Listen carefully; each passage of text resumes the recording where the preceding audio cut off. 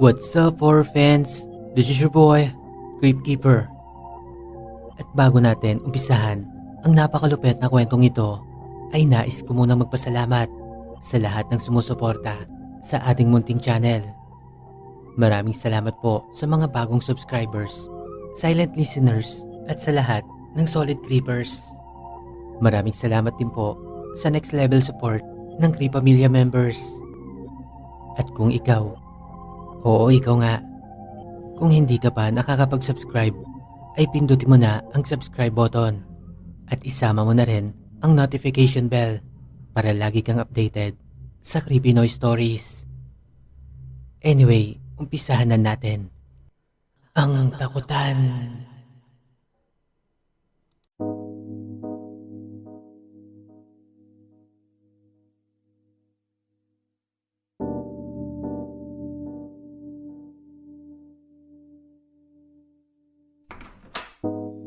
Magandang umaga po, Mr. Moro.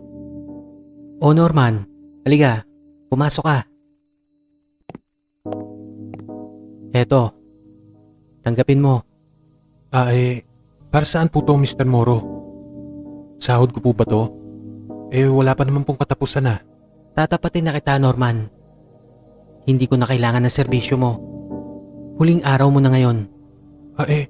Bakit naman po, Mr. Moro? May nagawa po ba akong kasalanan? Pasensya na po kung ganun. May mali po ba akong nagawa? Norman, siguro naman hindi ko na kailangan magpaliwanag sa'yo. Alam mo naman na nalulugi na ang karnabal. Masyado na kasing common yung mga magic na ginagawa mo eh. Nagsasawa na mga tao. Hindi na sila bumibilib sa'yo. I want something new. Yung kakaiba. Yung tipong dudumugin ng tao. Yung mga ginagawa mo kasi sobrang common na. Kaya tignan mo, halos wala nang pumapasok. Mr. Moro, baka ho pwedeng bigyan niyo pa ako ng isa pang pagkakataon. Gagawa ko ng paraan. May mga bagong magic tricks po akong pag-aaralan. Kailangan ko lang po ng konting panahon. Pasensya ka na, Norman. May mga bagong pasok na magikero. Mga unique ang mga magic tricks nila. Hindi katulad na sa'yo. Mr. Moro, nakikiusap ako sa inyo. Baka naman pwedeng niyo akong bigyan ng pagkakataon. Kailangan ko talaga ng trabaho. Wala naman po akong ibang alam na hanap buhay kundi ito lang. Norman, kung magpapatuloy ka pa dito sa akin, baka tuluyang malugi na ako. Unawain mo naman din ako. Nagnenegosyo lang ako. Ganyan talaga. Alangan namang magpalugi ako. Mr. Moro, nakikiusap po ako sa inyo. Kahit isang pagkakataon na lang po. Sige na, Norman. Bumalik ka na lang kapag may mga bagong magic tricks ka na. Mr. Moro, pakiusap. Sige na, Norman, at marami pa akong gagawin. Pasensya na. Halos pagbagsakan ng langit at lupa si Norman matapos ang tagpong yon. Hindi niya akalain na masisisante siya sa trabaho dahil ilang taon na rin siyang naninilbihan sa karnabal ni Mr. Moro. Lahat ng sakripisyo at hirap ay ginawa niya upang matutunan ang kanyang abilidad bilang magikero. Ang problema ngayon ni Norman ay wala siyang ibang alam na hanap buhay bukod sa pagiging magikero. Matapos ang tagpong yon, ay sinubukang mag-apply ni Norman sa ibang karnabal. Ngunit ang industriyang ito unti-unti nang bumabagsak. Dahil doon ay halos mawala na ng pag-asa si Norman. Hanggang sa tuluyan nang naubos ang kanyang konting ipon. Pinalayas na siya sa apartment na kanyang tinitirhan. At ultimo pangkain niya ay hirap na siyang gawa ng paraan. Sinubukan niya mag-perform ng mga magic tricks sa mga kalye. Ngunit halos hindi sumasapat ang kanyang kinikita para tugunan ang kanyang mga pangangailangan. Dumating sa punto na sa kalye na lang siya natutulog. Na-depress na rin si Norman. Nawala na siya ng gana sa buhay at madalas na siyang naglalasing. Isang gabi ay langon-lango sa alak si Norman, kaya't naisipan niya ng matulog sa isang bangketa. Dala-dala ang ilang pirasong karton. Nang mapansin niyang may isang kotse na tumigil sa kanyang harapan. Mula doon ay bumaba ang isang matandang lalaki at unti-unting lumapit sa kanya. Iho, wala ka bang sariling bahay? Bakit diyan ka sa bangketa natutulog? Wala po. Wala naman po akong bahay. Ganun ba? Wala ka bang pamilya? Wala kang trabaho? Gusto mo bigyan kita ng trabaho? Sir, okay po yan. Ano po bang klaseng trabaho? Wala naman po kasi akong ibang alam. Kung gusto mong kumita ng malaking halaga, sumama ka sa akin. Nakikita mo tong pera na to. Kikitain mo to. Ha? Ang dami ho niya na. Ano ho bang gagawin ko? Nanlaki ang mga mata ni Norman nang pinakitaan siya ng halos ilang pulgadang kapal ng pera. Wala na siyang pag-aalinlangan at agad siyang sumama sa matanda. Ilang sandali pa ay nakarating na sila sa bahay nito. Dumiretso sila sa isang silid na tila isang laboratorio. Doon ay kinausap siya ng matanda. Ako nga pala si Mr. Romero at ang hawak kong ito ay nagkakahalaga ng 300,000. Mapapasayo to, Norman, kung papayag ka. Kung papayag kang sumailalim sa aking eksperimento. Eksperimento? Ano pong ibig niyo sabihin? Isa akong scientist. Kailangan ko lang ng isang tao para sa aking eksperimento. Ano po bang gagawin niyo sa akin? Baka naman mamatay ako dyan, Dok. Huwag ka mag-alala. Panigurado ko, kapag natapos na tong eksperimentong to, ay matutuwa ka ng lubos. At tinitiyak kong yayaman tayo. Kailangan ko mapondohan ang eksperimento kong ito.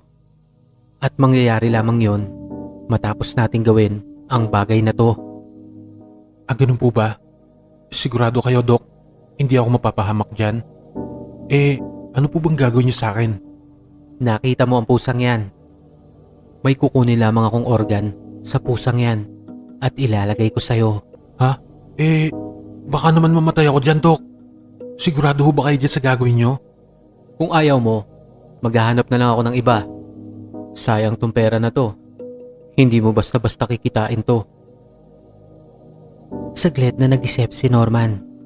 Maya-maya pa ay nakumbinsin niya na ang kanyang sarili na sumalang sa eksperimentong yon. Namayani sa kanyang isipan na hindi niya nga kikitain ng ganong kalaking halaga. Kahit ano pang magic tricks ang gawin niya. Nang gabi ding yon ay sinimulan na ng matanda ang kanyang eksperimento. Pinatulog niya si Norman, gayon din ang pusa. Matapos nun ay tinanggal niya ang utak ng kaawa-awang pusa. Inilagay niya yon sa ilalim na bahagi ng batok ni Norman. At lumipas ang 3 araw bago pa siya nagising. Nagulat pa si Norman nang tumambad sa paningin niya ang isang patay na pusa na nakalagay sa ibabaw ng lamesa. Kumusta ang pakiramdam mo, Norman? Wala bang masakit sa'yo? Good morning, Doc. Okay naman po. Medyo masakit lang yung bato ko. Napakaswerte mo, Norman. Tagumpay ang eksperimento. Ngayon ay meron ka ng 9 na buhay. At yan ang gagamitin natin upang yumaman tayo ng gusto. Anong ibig niyo sabihin, Doc? Maswerte ka. Sa halos 30 katao na sumailalim sa aking eksperimento, ay ikaw pa lamang ang nabuhay. Kaya't sigurado akong tagumpay ang ginawa kong eksperimento. Nasa na ho yung pera ko? Hindi pa tayo tapos. May kailangan pa akong gawin sa'yo.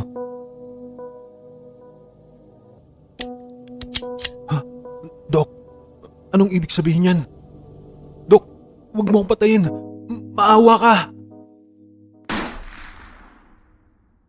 Walang pag-aalinlangang pinaputukan ng doktor si Norman.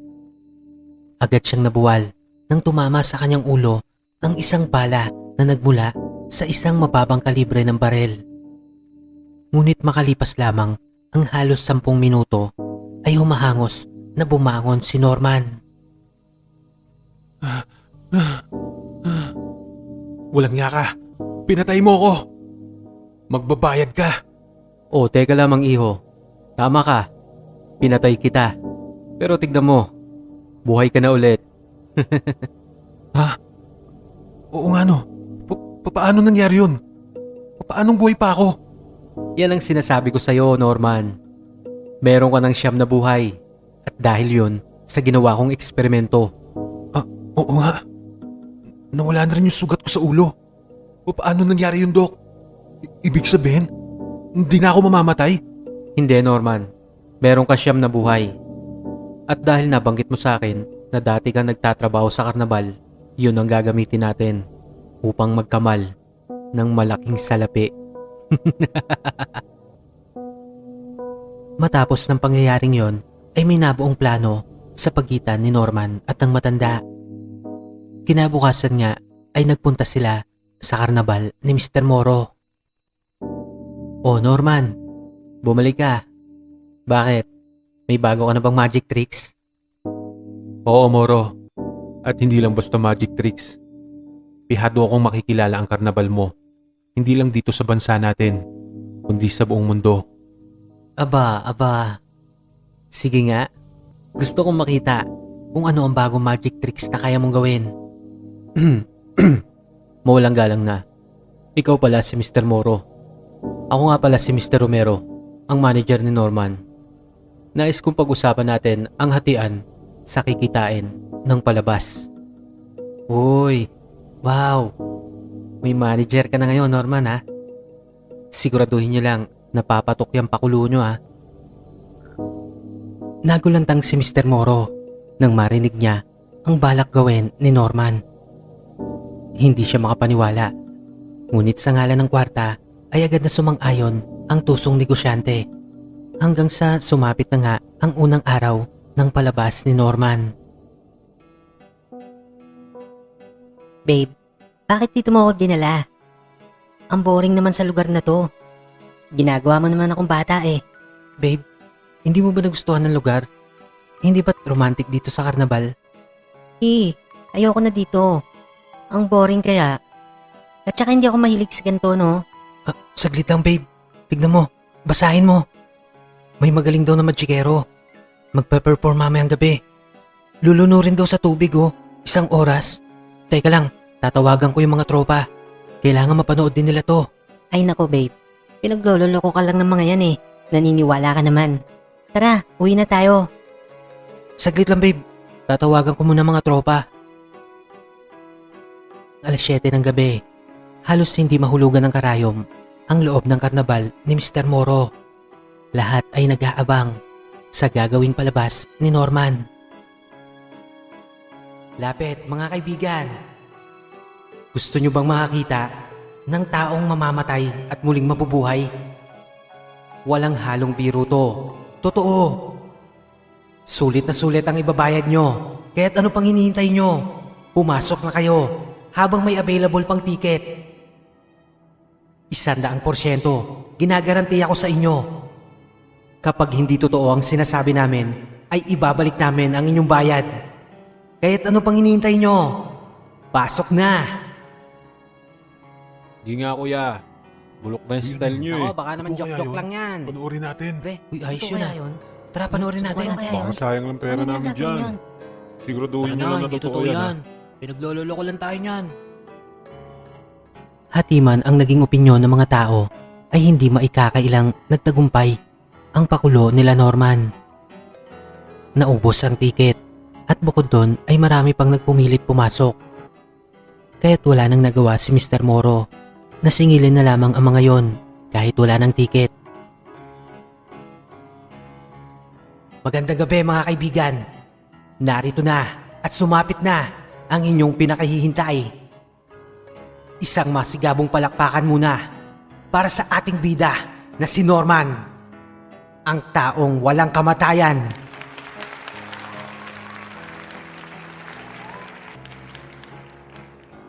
Nakita nyo naman po, isisilid namin siya sa isang transparent tube at pupunuin ng tubig.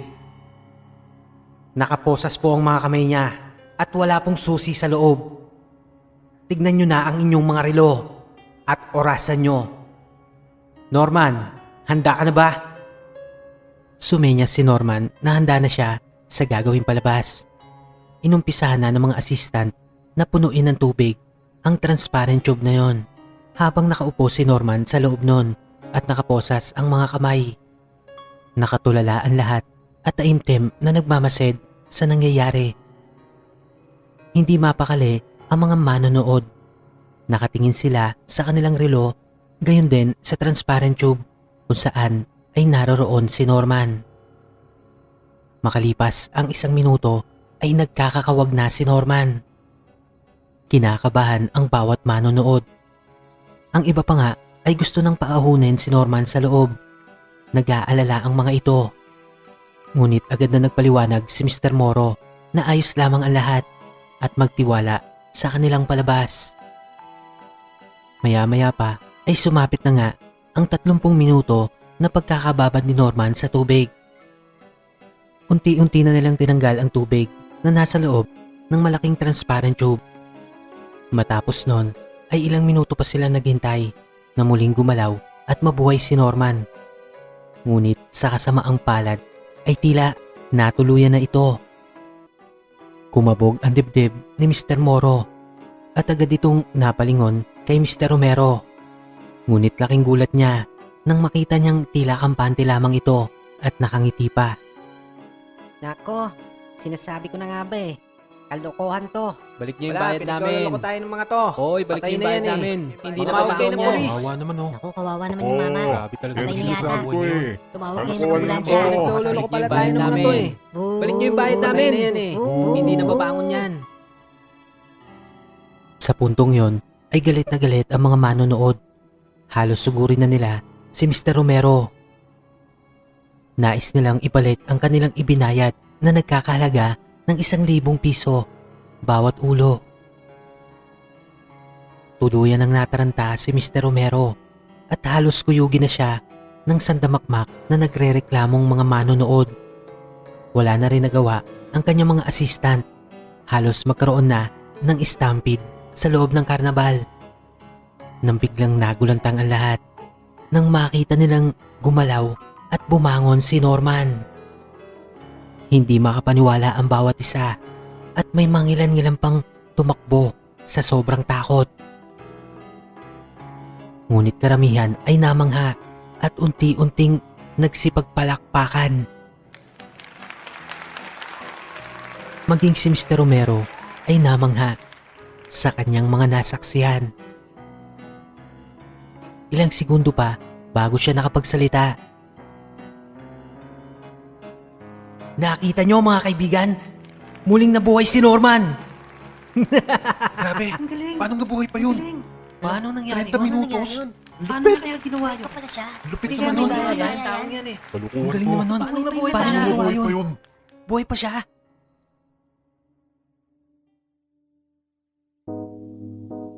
Ano ngayon na masasabi mo, Mr. Moro? Grabe. Wala akong masabi.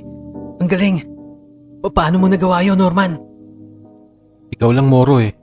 Wala kang bilib sa akin. Sabi ko naman sa'yo eh. Magkakamal tayo. Oo, tama ka. Pasensya ka na. Kasi naman, yung mga tricks mo dati, hindi naman ganito kalupit. Pero, ang angas talaga. At isa pa, ang laki ng kinita natin. Halos makakalahating milyon tayo ah. Kung ganito ba naman palagi talagang yayaman tayo. Pero, teka, paano mo ba nagawa yun? Huwag mo nang alamin, Mr. Moro. Ang mahalaga, kumita tayo. Panigurado akong kakalat ang balitang ito. Maging ang mga media ay magkakaroon ng interes dito. Paniguradong papatok tayo. Sa susunod, lalakihan na natin ang singil. Doble o triple pa ang kikitain natin dito. Tama ka Dok. Yayaman nga tayo dito. Magaling. Sige, ipapagpatuloy lang natin tong mga ginagawa natin. Matapos ang gabing yon ay hindi nga sila nagkamali. Kumalat ang balita sa buong bayan. Marami ang namangha at marami rin ang naghinala. Maging ang mga media ay nagkaroon ng interes sa ginawang iyon ni Norman. Kaya't nang sumunod nilang palabas ay mas lalo pang dumami ang mga manonood.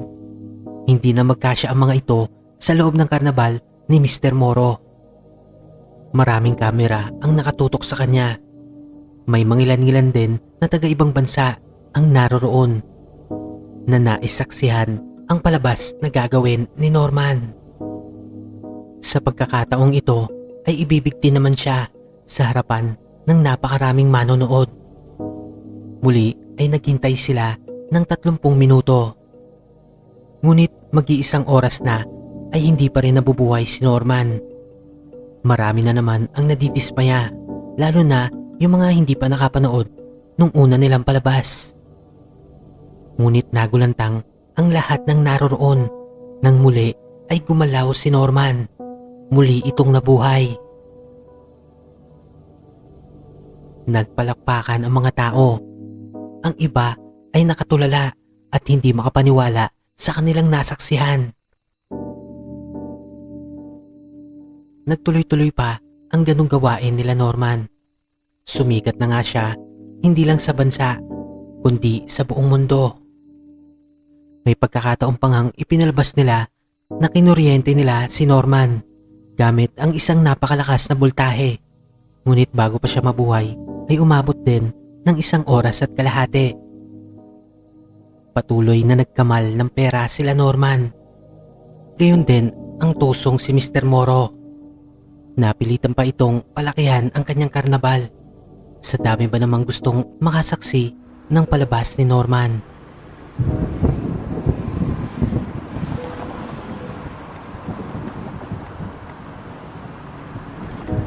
Anong masasabi mo ngayon, Norman? Milyonaryo ka na. Sinabi ko naman sa'yo yayaman tayo dito. Oo nga, Mr. Romero. Bawing-bawi ka na nga eh. Ang laki na ng kinita mo. Hindi pa panahon na para mapasakin naman ang lahat? Kasi buhay ko naman yung nawawala eh. At saka isa pa, ang laki na ng kinita mo sa akin. Tubong-lugaw ka na. Anong ibig mo sabihin, Norman? Hindi mo matatamasa ang kayamanang ito kung di dahil sa akin. Masyado ka naman tuso, Mr. Romero. Pero kung ayaw mo, bahala ka. Ikaw din. Bakit? Anong gagawin mo? Simple lang. Mamamatay tayong dalawa ngayon. Norman, saglit lang. Ano yung ginagawa mo? Masyado na mabilis ang pagpapatakbo mo. Baka maaksidente tayo. Tama ka, Mr. Romero. Maaaksidente nga tayo. Norman, huwag mong gawin to. Saglit lang. Sige, papayag na ako.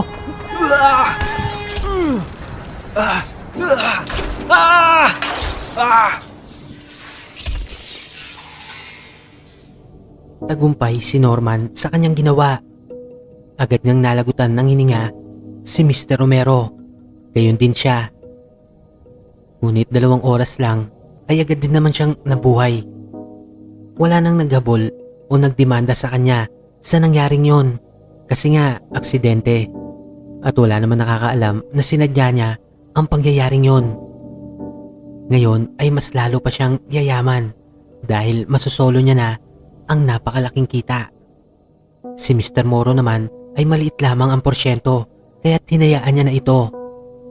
Ipinagpatuloy ni Norman ang palabas. Mga kaibigan, sa gabing ito ay mabibigyan kayo ng pagkakataon na pumatay nang hindi nakukulong. Legal nyo itong magagawa sa pamamagitan ng pagpana kay Norman habang naikot ang ruleta. Ngayon, sino ang gustong sumubok sa inyo? Ako na papana dyan. Ako ang unang susubok. Huwag mo gagawin ng Norman yan. Ang lupit Eto, niyan. gusto Gusto ko nyo, sumubok. panuhin nyo. Patay ka ng tao. Ako nang papana sa kanya. Ops. Relax lang kayo mga kaibigan. Kung sinong gusto sumubok, ay kailangan magbayad. 50,000. Pero huwag kayong mag-alala. Legal to. Walang kaso. Kung ano man ang mangyari kay Norman, ay wala kayong pananagutan. Kaya ito na ang pagkakataon nyo. Kung sinong gustong makaranas ang makapatay ng tao. Sino ang gustong una sumubok? Pumunta lamang dito sa harapan. Grabe, may Di na. pera lang ako. Wala Ako kang nagtitira ganyan pera. lang eh. Ako ang mahal Ha? naman. May Yang bayad mahal mo naman pala pala eh. eh. 50 Huwag na. na. Grabe naman. Ako ang unang susubok. Ayun no, si Kuya. Susubok. Halika rito, Kuya. Halika rito sa harapan. Marunong ka bang gumamit ng pana? Pagkakataon mo na to na pumatay ng tao nang walang pananagutan. Sinubukan nga ng lalaking yon na panain si Norman.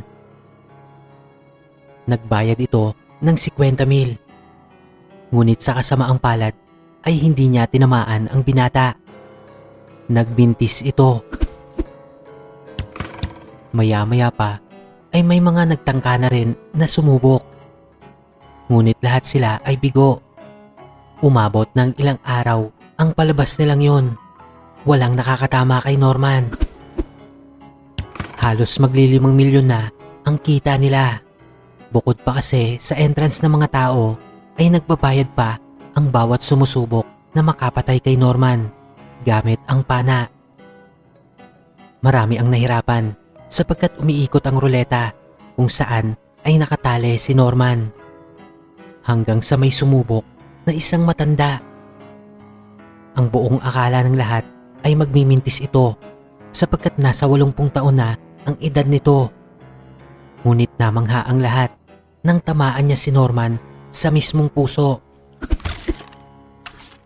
Ang matanda pa lang iyon ay dating champion sa kanilang lugar pagdating sa paggamit ng pana. Ilang beses na rin itong nakasali sa Olympic kaya't hindi nakapagtataka na tamaan nito si Norman. Ngunit halos madismaya ang lahat sapagkat magtatatlong oras na ay hindi pa rin muling nabubuhay si Norman. Inabot pa yon ng 3.5 oras bago siya muling gumalaw. Nagpalakpakan muli ang lahat dahil muli na naman nilang nasaksihan ang pagkabuhay ni Norman. Nagtuloy-tuloy na ang pagsikat ni Norman sa buong mundo.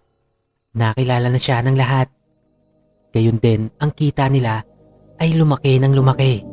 Milyones na ang hinahawakan ngayon ni Norman. Gayon din si Mr. Moro na tuwang-tuwa dahil patuloy siyang kumakamal ng napakalaking salapi. Isang gabi, habang nagpapahinga ay minamasahe si Norman ng kanyang assistant na si Lily. Naging kasintahan niya na ang dalagang ito at sinusunod ang lahat ng kanyang inuutos. Love, kailan mo ba balak tumigil sa ginagawa mong to? Hindi ka ba nasasaktan sa tuwing namamatay ka?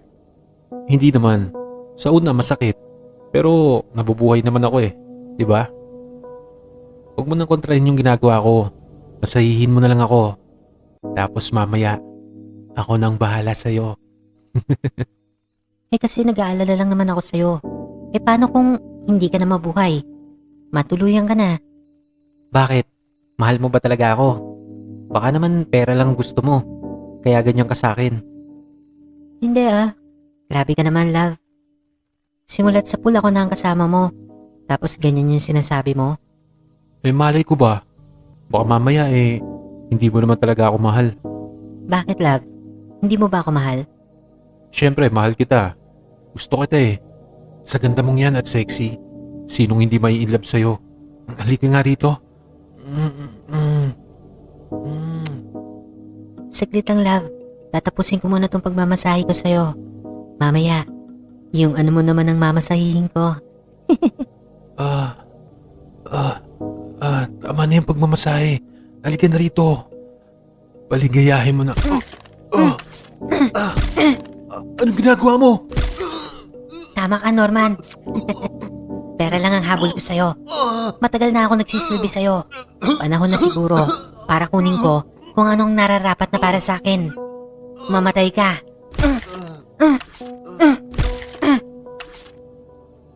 Wala nang nagawa si Norman nang sunod-sunod siyang undayan ng saksak sa likod ng assistant niyang si Lily. Tama ang inala niya. Pera lang ang habol nito sa kanya. Kaya't lahat ng inuutos niya ay ginagawa nito. Maging ang pagpapaligaya sa kanya. Tinangay nito ang lahat ng nakatago niyang pera sa kabinet. Maging ang mga alahas at iba pang mamahaling bagay na pag-aari niya. Lahat ng yon ay kinuha ni Lily. Umabot pa ng 5 oras bago siya muling nabuhay. Tuguan siyang naglakad sa labas ng kanyang kwarto. Nahirapan pa siyang tanggalin ang kutsilyong nakatarak sa kanyang likuran. Tarantadong babae yun. Naisahan ako Buisit. Kinuha pa lahat ng pera ko. Magbabayad kang babae ka. Hindi lang dugot pawis ang puhunan ko dyan. Pati mga buhay ko. Walang yaka. Matapos nga nun ay nanlumo si Norman sa mga nangyari. Tinangka niyang ipahanap si Lily. Ngunit bigo siya. Walang nakakaalam kung nasaan ito. At dahil sa nangyaring yon ay nawalan na ng gana si Norman. Ayaw niya na rin bumalik sa karnabal. May mga ilang yaman pa naman siyang natira. Yun ang ginamit niya sa araw-araw na pag-inom. Nalulung din siya sa sugal. Hanggang sa dumating na ang punto na muli siya naghirap. Wala na siyang nagawa kundi bumalik sa karnabal na yon. Total, marami rin naman ang nagdidemand sa kanya na muling gawin ang palabas na yon. Ngunit sa pagkakataong ito ay sisiguraduhin niyang mas malaki na ang kanyang kikitain. Ano? Gusto mo lahat ng kita sa'yo? Paano naman ako? Ngayon lang to, Mr. Moro. Sa mga susunod, hatian na ulit kita. Kailangan ko lang talaga ng pera Pagbigyan mo na ako. Total, marami ka nang kinita sa akin Basta siguraduhin mo may kasunod pa to ha. Baka mamaya umayaw ka na naman. Huwag ka mag-alala, Mr. Moro. Pagbigyan mo na ako. Sinisiguro ko sa iyong marami pang susunod na palabas. O siya, sige. Pero ang laki ng kikitain mo rito ha. Halos kalahating bilyon. Nakausap ko na yung mga mayayaman na gustong manood ng palabas mo. Magmumula pa sila sa iba't ibang bahagi ng mundo. Dadayo yun dito. Masaksiyan lang ang muling pagkabuhay mo. Siguraduhin mo lang na may susunod pa. Baka naman bigla ka na naman mawala. Siya nga pala, Mr. Moro. Sa pagkakataong to, ayoko na ng assistant na babae Baka mabiktima na naman ako Ikaw ang bahala, Norman. Basta tuloy-tuloy tong trabaho natin Wala tayong magiging problema. Ayos ba?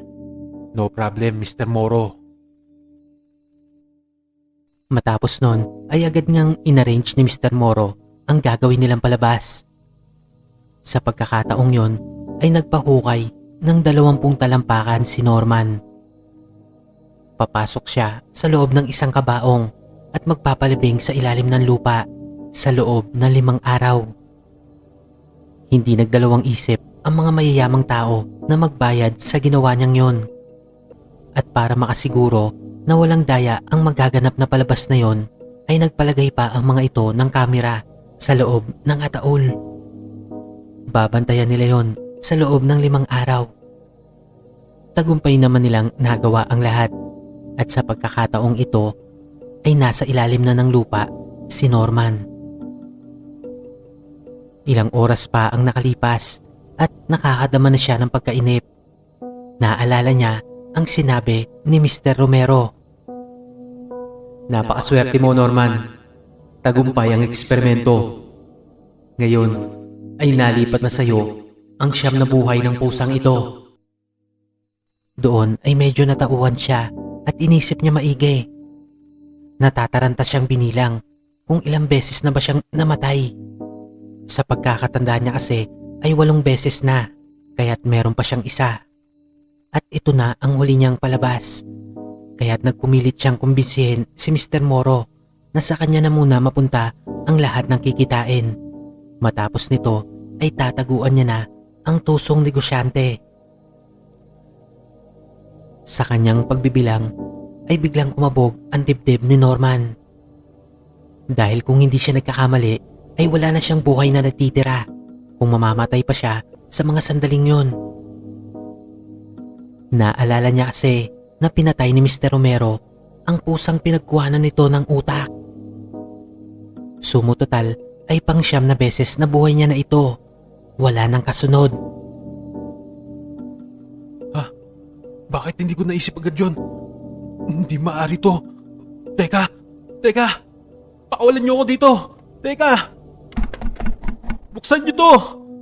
Ayoko mamatay! Buksan niyo tong kabaong na to! Bukain niyo ako! Pakiusap! Ayoko pa mamatay! Tulungan niyo ako! Kitang-kita ng mga manonood ang pagpalag ni Norman at pagkatok habang nasa loob ito ng kabaong. Ngunit hindi nila pinansin ang reaksyong yon ni Norman. Sa daming beses na kasi nila itong nakitang nabuhay muli sa pamamagitan ng panonood sa mga videos nito, kaya't hinayaan lamang nila sa loob ng ataol si Norman hanggang sa tuluyan na itong bawian ng buhay.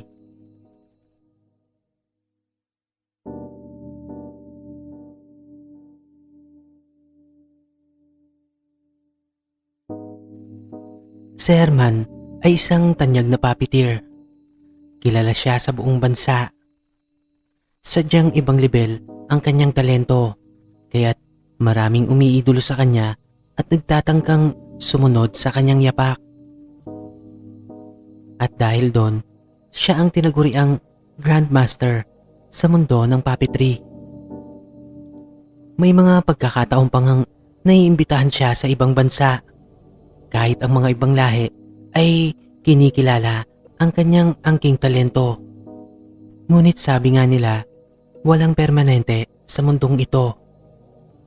Darating ang araw na mawawala rin ang lahat, kahit pa ang katanyagan. Mabilis na lumipas ang araw, buwan, taon, at dekada. At halos makalimutan na ng mga tao ang mundong ginagalawan ni Herman. Nag-umpisa na kasing maglabasan ang iba't ibang gadgets. Kung dati ay iilan lamang ang mayroong telebisyon at radyo, ngayon halos lahat ay meron na. Kasabay nun ang pagtamlay ng karera ni Herman. Ngunit sa kabila nun ay hindi na mabubura sa kasaysayan ang kanyang mga nagawa, lalo na ang mga iba't ibang parangal na kanyang natanggap. Matapos nga ang 30 taon ay tuluyan ng tumigil si Herman sa kanyang pagtatanghal. Ngunit sa kabila nun ay patuloy pa rin siyang gumagawa ng mga puppet at nagtatanghal. Yun nga lang, sa harap na lamang ng salamin. Kahit ang mga makabagong henerasyon ng kabataan ngayon ay hindi na rin interesado sa kanyang mga ginagawa. Bibihira na lamang ang nakaka-appreciate ng kanyang talento. Karamihan pa nga sa kabataan ay natatakot pa sa tuwing nakikita ang kanyang mga manika. Ang mga bagay na yon ay nakadagdag sa kalungkutan ni Herman. Sa kaibuturan ng kanyang puso ay sabik na siyang muling magtanghal sa harap ng maraming tao. Halos dumaan si Herman sa tinatawag na depresyon. Mabuti na lamang ay nandyan ang asawa niyang si Cynthia na laging nakasuporta sa kanya. Mahal na mahal niya ang kanyang asawa at nagpapasalamat naman siya sapagkat daman niya rin naman na mahal siya nito sa kabila ng malaking agwat ng kanilang edad. Si Herman ay nasa 65 taon na, samantalang ang kabiyak niya si Cynthia ay nasa 32 taon pa lamang. Sa isip-isip niya ay napakaswerte niya. Dahil sa kabila ng kanyang edad ay nakuha pa rin siyang mahalin ng kanyang asawa kahit pa wala na ang katanyagan sa kanya. Hindi naman naging pabaya si Herman sa kanyang kabataan kaya't marami siyang naipong pera at mga naitayong negosyo. Kaya't masasabing mataas ang antas ng kanyang pamumuhay. Hindi niya naman nakikitaan si Cynthia na pera lamang ang habol sa kanya. Hindi ito katulad ng ibang babae na pawang material lang ang nagpapasaya sa buhay. Gayunpaman ay hindi maiwasan ni Herman na magkaroon ng insecurities. Madalas niyang pagbawalan si Cynthia na gawin ang mga bagay na gusto nito, tulad na lamang ng pagsha-shopping at paggagala sa mall, lalo na kapag niyayaya ito ng kanyang mga kaibigan na lumabas. Sa halip ay napipilitan na lamang si Cynthia na papuntayan ang kanyang mga kaibigan sa kanilang bahay. Magkagayunpaman ay inunawa na lamang yon ng kanyang kabiyak. Naisip na lamang ni Cynthia na dala na rin siguro ng katandaan ni Herman, kaya't ganon ang mga kinikilos ng asawa. Sa tuwing yayayain niya naman si Herman na makisama sa kanyang mga kaibigan, tulad na lamang ng pagligo sa swimming pool, pakikipagkwentuhan at pag-inom ng konting alak, ay mariing tumatanggi ang matanda. Mas gusto pa nitong kausapin ang kanyang mga puppet, lalo na ang pinakapaborito nitong manika na nagngangalang Kikoy. Ang manikang ito ay ang pinakaunang gamit ng matanda buhat pa noong magsimula pa lamang siyang magtanghal. Madalas niyang kausapin ito na para bang may sariling buhay talaga. Kahit sino ay mamamanga kapag nakita kung papaano silang mag-usap ni Kikoy. Talagang iisipin mo na may sariling buhay talaga ang manika. Ganong kagaling si Herman. Isang umaga ay may hindi inaasahang dumating na balita kay Herman. Tumawag ang isang istasyon ng TV at iniimbitahan siya sa isang pagtatanghal. Tatalakayin dito ang mundo ng puppetry at syempre hindi siya mawawala sa listahan sapagkat siya ang pinakatanyag pagdating sa mundong yon, kahit pa pinaglipasan na nga ito ng panahon. May isang problema lamang si Herman. Iyon ay ang kanyang edad, kaya't pihadong mahihirapan na siyang gawin ang mga dati niyang ginagawa. Kinakailangan niya ulit mag-ensayo ng husto. Mahal, sigurado ka bang pauunlakan mo pa yung imbitasyon nila? Nag-aalala lang kasi ako. Baka kung anong mangyari sa'yo. Alam naman natin na maedad ka na. Hindi naman sa wala na akong tiwala sa'yo. Pero syempre, iba yung dati. Maedad ka na ngayon. Baka mahirapan ka. Mahal, huwag kang mag-alala. Kayang-kaya ko to. At syempre, hindi ko pwedeng palampasin ang pagkakataong ito. Sabik na akong muling makapagtanghal sa harap na maraming tao. Ito na ulit ang pagkakataong iniintay ko, mahal. Sigurado ka ba, mahal? Kasi ikaw lang naman inaalala ko. Ano kaya kung kumuha ka ng assistant para hindi ka masyadong mahirapan? Mahal, kayang-kaya ko pa to. Huwag kang mag-alala. Alam ko, mahal. Pero mas maganda na yung sigurado tayo. Huwag ka mag-alala. Ako nang bahala dyan. Magpapahanap ako sa mga kaibigan ko. Ganun ba? Oo, sige. Ikaw nang bahala, mahal. Pero kaya ko pa naman eh. Huwag nang matigas ang ulo mo, mahal. Okay? At saka maganda na rin to para may katulong ka mag-ensayo. Matapos ngang matanggap ni Herman ang imbitasyon, ay kaagad na siyang nag-ensayo. Pawang galak ang nagibabaw sa kanyang pagkatao. Excited na siya na muling magtanghal sa harap ng maraming manonood.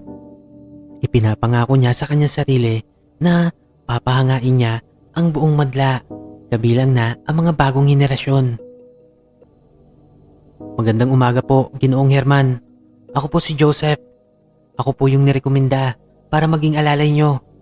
Maupo ka, iho.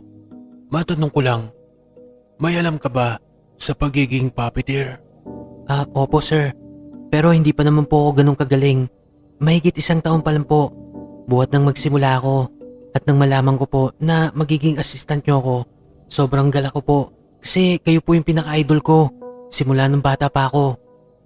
Nakakapanood po ako ng mga ilang videotapes ng pagtatanghal nyo, kaya't nagustuhan ko po talaga ang pagiging isang puppeteer. Ganun ba? Maraming salamat naman. Teka nga, ano ba yung galam mo? Bakit walang lubid yung mga puppet mo? Ito po ba? Ito po kasi yung makabagong puppet na ginagamit ngayon. Bale, remote control na po siya. Ano ka mo? Ibig sabihin di baterya na yan. Ganun nga po. Alam mo, iho, hindi naman sa sinasabi kong pangit yung dala mo. Pero marami ka pang kailangan malaman pagdating sa pagiging puppeteer.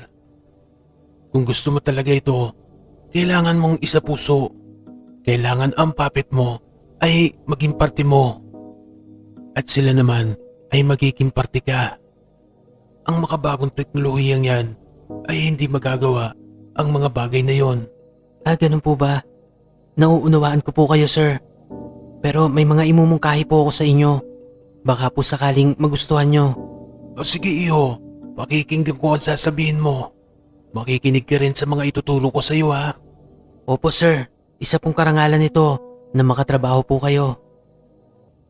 Masayang lumipas ang ilang araw, lalong-lalo na para kay Herman, sapagkat muli niyang nagagawa ang mga dati niyang kinaiibigang gawin. Nagkasundo naman sila ni Joseph. Nagpalitan sila ng kuro-kuro at mga kaalaman. Ngunit isang umaga ay may pangyayaring sadyang nagpaguho sa mundo ni Herman nang marinig niya si Cynthia na may katawagan. Nandoon yon sa likod ng bahay. Hindi siya napansin nito habang pinakikinggan niya ang pinag-uusapan ng kanyang asawa at ang nasa kabilang linya. Halos madurog ang puso ni Herman. Miss mo ako agad? Grabe ka naman. Uy, wag kang ganyan. Lalo na pag nag-uusap tayo sa cellphone. Baka may makarinig eh. O sige na, sige na. Baka hinahanap na ako ni Herman. Bye-bye. Matapos nga nun, ay agad na dumiretso si Herman sa kanyang kwarto. Hindi niya nagawang kumprontahin ang kanyang asawa. Hindi niya alam ang kanyang gagawin. Sobrang nasaktan siya sa mga pangyayaring yon. Hindi niya akalain na maggagawa siyang lokohin ng pinakamamahal niyang si Cynthia. Matapos nga nun, ay mas lalo siyang nagigpit sa kanyang asawa. Ngunit sa bandang huli ay nauuwi lamang ito sa pagtatalo. Pagtatalong walang nananalo. At dahil doon ay madalas na ngang nagkukulong ng kwarto si Herman. Doon ay wala siyang ginagawa kundi kausapin ang manika niyang si Kikoy. Sa manika niya binubuhos ang lahat ng bigat na kanyang nadarama. Wala din naman kasi siyang ibang mapagsabihan. Lumipas pa ang ilang araw at napapansin niyang madalas ang paglabas ng kanyang asawa. Wala naman siya magawa upang pigilan ito. Sawa na rin siyang makipagtalo. Hindi naman nakaligtas yun kay Joseph. Agad niyang napuna ang pagbabago sa matanda. Lagi niyang tinatanong kung ano ba ang problema nito. Ngunit sa tuwing gagawin niya yun, ay wala naman tugon ang matanda. Nasaksihan niya rin ang malaking pagbabago sa performance nito sa kanilang mga pag-iensayo. Hanggang sa isang araw ay hindi na siya nakatiis at kinausap niya na ang matanda.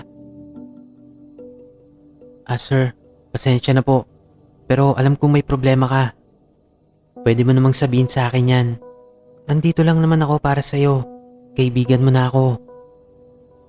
Joseph, wala lang to. Huwag mo kong alalahanin. Meron lamang kaming hindi pagkakaunawaan ni Cynthia. Pero masasaan pa't magiging maayos din ang lahat. Kahit hindi mo sabihin, alam kong may problema kayo. Ayoko sanang sabihin to pero minsan nakita ko si Cynthia. May kasamang ibang lalaki. Ayoko sanang bigyan ng kulay yon. Kaso magkahawa kasi sila ng kamay. Sorry Sir Herman, nasabi ko mga bagay na to. Hindi ko na kasi kayang itago pa sa'yo. Ganun ba? Iyaan mo na yun.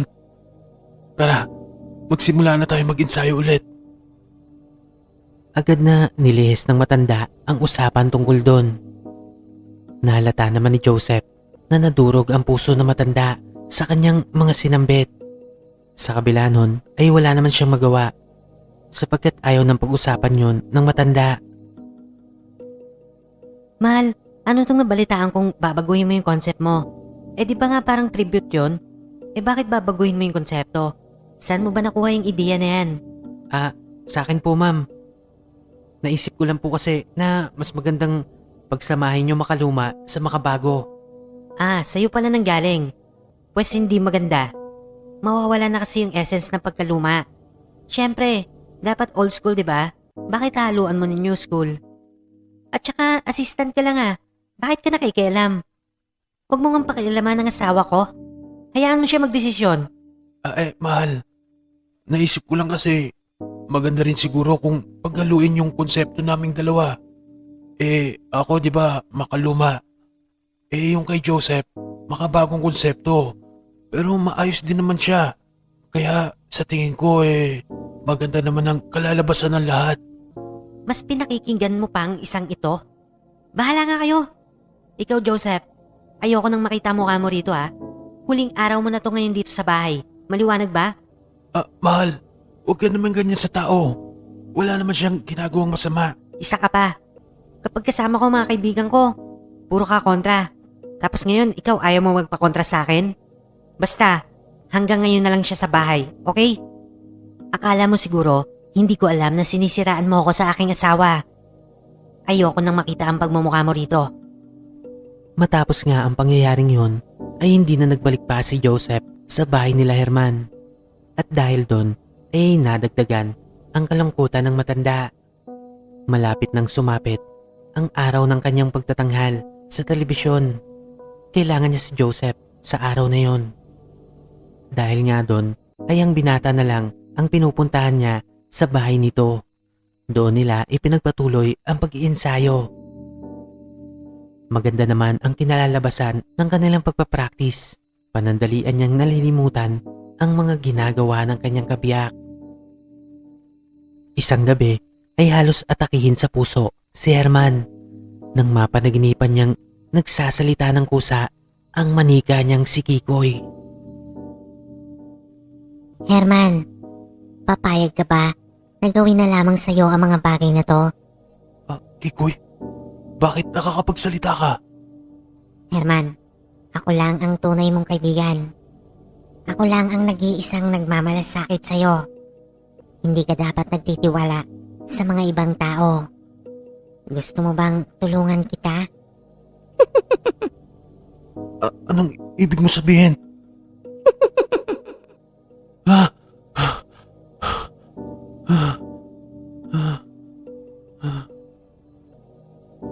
Hindi niya maunawaan kung anong ibig sabihin ng panaginip niyang yon. Habuliningan pa rin siya sa sobrang pangingilabot na nadarama. Agad niyang sinulyapan ang natutulog niyang asawa. Umilaw ang cellphone nito na hawak nito sa kanyang kamay. Marahang kinuha ni Herman yon at agad na binasa ang isang mensaheng pumasok.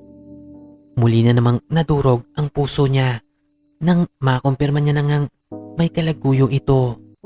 Nabasa niya ang matatamis na palitan ng mensahe ng kanyang asawa at ng kung sino mang ka-text nito. Wala na siyang ibang nagawa kundi pumunta sa kanyang silid upang kausapin na naman ang kanyang mga manika. Doon ay tumambad sa kanya si Kikoy. Nung una ay medyo natakot pa siya. Ngunit kinalaunan ay napagtanto niyang ang manikang ito lamang ang tanging napagsasabihan niya ng kanyang mga problema. Panandaliang bumalik sa kanyang alaala ang pinagmula ng manikang ito. Naalala niya ang kanyang Lola Imelda. Apo, makinig ka. Ingatan mo ang manikang ito. Kahit anong mangyari, wag na wag mong iwawala sa tabi mo yan. Poprotektahan ka niyan. Siya ang magiging kaibigan mo sa hirap at ginhawa.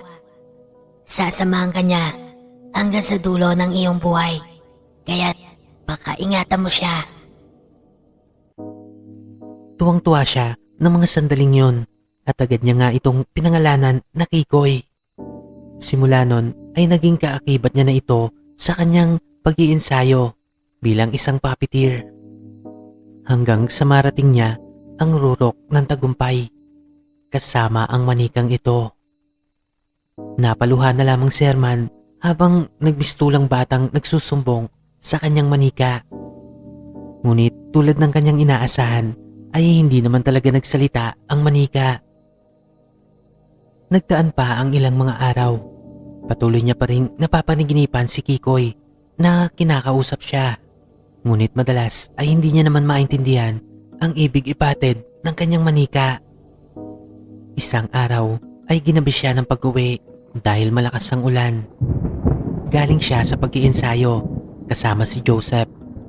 Malapit na kasi ang itinakdang araw ng kanilang pagtatanghal sa telebisyon, kaya't puspusan ang kanilang pagsasanay. Agad na tinungo ni Herman ang sala kahit basang-basa pa siya. Napansin niyang tila madilim ang buong bahay. Ilang piraso lang ang ilaw na nakabukas, kaya tinawag niya ang kanyang asawang si Cynthia. Ngunit nadagdagan lang ang kanyang pagtataka dahil wala siyang tugon na nakuha mula dito. Nilibot niya ang buong bahay, ngunit hindi niya matagpuan ang kanyang asawa. Naisip niya pa na baka tuluyan na itong naglayas at iniwan siya. Nanikip ang paghinga ni Herman habang naiisip niya ang mga bagay na yun. Kailangan niyang mapagaan ang kanyang loob, kaya't agad niyang tinungo ang kanyang silid kung saan naroroon ang kanyang mga manika. Ngunit gano'n na lang ang pagkagimbal ni Herman nang tumambad sa kanya ang katawan ng tuguan niyang asawa. Halos maligo ito sa mapupula at malapot na likido habang walang tigil na sinasaksak ng manika niyang si Kikoy. Nakangiti pa sa kanya ang manika habang isinasagawa ang malagim na krimen na yon. Anong ginagawa mo, Kikoy? Itigil mo yan!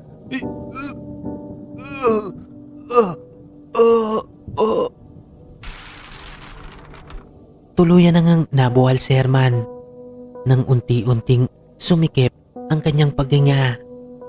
Inatake siya sa puso sa kanyang mga nasaksihan. Hindi nagtagal ay tuluyan na siyang nalagutan ng hininga. Maya-maya pa ay dumating si Joseph at agad na nilapitan ang wala ng buhay na katawan ni Herman. May tangan pa itong isang remote control na ginagamit nito sa mga manika. Ayos na lab, tagumpay. Tumayo ka na dyan. Natuluyan na tong si Herman. Sabi ko naman sa'yo eh. Ang galing ng plano ko no. Tumayo ka na dyan. Tapos na ang aktingan. Kaya bilib na bilib ako sa'yo eh. Ang galing mo, lab. I-check mo nga maigi. Baka buhay pa yan. Wisit na ako sa matandang yan eh. Ang hirap ng pakisamahan. Habang tumatagal, lalong lumalala. Okay na lab. Huwag ka na mag-alala. Tapos na ang paghihirap mo. Halika nga dito. Teka, sandali lang, lab. Ayusin muna natin ang lahat. Kailangan ko nang maglinis ng katawan. Naparami yata yung ketchup na nilagay mo. Tatawag na rin pala ako ng ambulansya. Sige na, lab. Umalis ka na muna. Baka may makakita pa sa'yo. Ang galing mo rin, oh. Paano mo nakopya yung manika niya? Siyempre, ako pa. Kala niya siguro ito yung manika niyan totoo. Hindi niya alam, di-remote to eh. Kinopya ko lang ang itsura. Ngayon, maaari na tayo magpakasal. Wala nang pipigil sa relasyon natin. Mapapasa atin pa ang kayamanan nitong matandang to. Oo naman, lab. Pero palipasin muna natin ang ilang buwan, ha? Sa ibang bansa na lang tayo magpakasal. Kasi baka makalata sila eh. Alam mo naman, sikat tong matandang to. Mahirap na. Oo, lab. Naunawaan ko. Paano? Aalis na ako. Ingat ka, lab. Love you. Bukas na yung bonus mo, ha? Hindi ba pwede ngayon na lang? Sige na, saglit lang. Ano ka ba? Bukas na, okay? Promise, after nito, magsasawa ka. Saglit pang sinimsim ng halik ni Joseph si Cynthia. Ang binata pa lang ito, ang tunay na kalaguyo ng kanyang asawa. Ang buong akala niya ay kaibigan niya ito, ngunit sinasaksak na pala siya ng talikuran. Agad naman tumawag ng ambulansya si Cynthia, habang si Joseph naman ay nagmamadali ng lumabas ng bahay. Akmang bubuksan na ng binata ang pintuan ng bahay. Ngunit laking gulat nito nang biglang may manipis na tali na kumalawit sa kanyang liig. Agad niyang sinubukang tanggalin ang bagay na yon, ngunit huli na nang may puwersang humila sa tali na yon papaangat sa itaas. Hindi na nakuha pang sumigaw ni Joseph dahil nasasakal na ang liig nito. Nabitawan na lang nito ang hawak niyang remote na lumikha ng konting ingay. At dahil nga doon, ay napilitan si Cynthiang puntahan kung ano ba ang ingay na yon.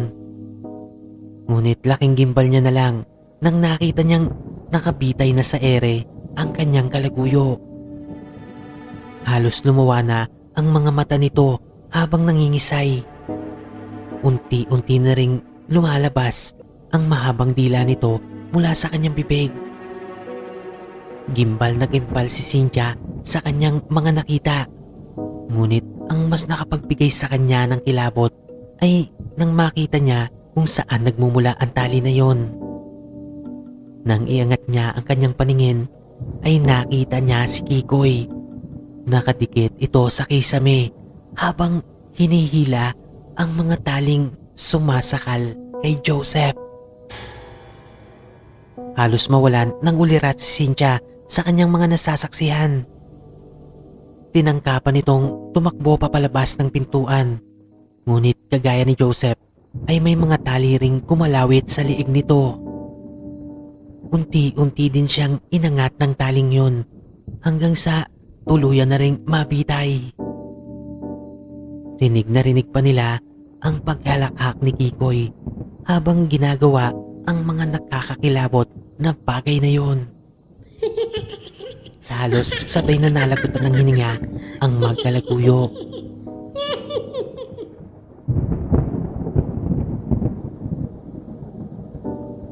Lumipas ang ilang sandali. Nagimbal din ang ambulansyang rumisponde sa tawag ni Cynthia nang tumambad sa mga ito ang mga nakabitay na katawan ng 2 tao malapit sa pintuan. Sa di kalayuan ay natanaw din nila ang wala ng buhay na katawan ni Herman. Maging ang mga pulis ay hindi maipaliwanag ang mga nangyari. Walang magandang resulta na lumalabas sa kanilang investigasyon. Ngunit may isa silang napansin sa isang manika. Halos kawangis nito ang mukha ni Herman.